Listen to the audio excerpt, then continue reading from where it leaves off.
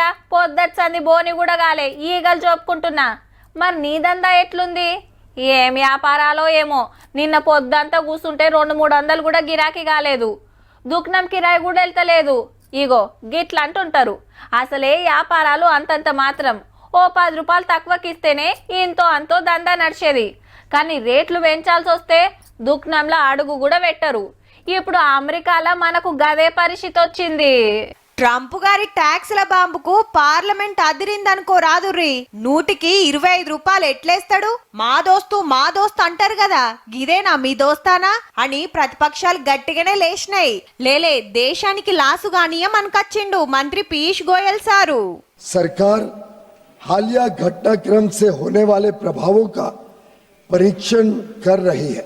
Already tax లేసినాక ఇప్పుడు ఆలోచన చేసేదేందని ఇంకింత లొల్లి చేసే వరకు సభ వాయిదా పడ్డది.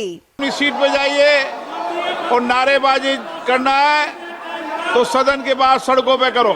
यहाँ नारेबाजी नहीं अलाउ है.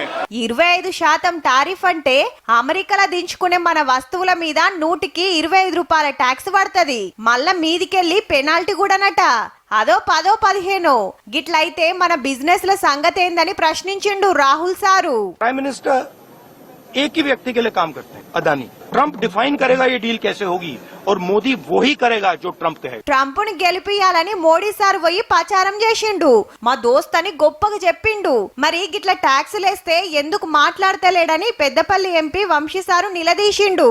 And this one-side love story has gone all the way to where Prime Minister Modi had gone to America to even campaign for Trump, saying "Ab ki baar Trump ki sarkar."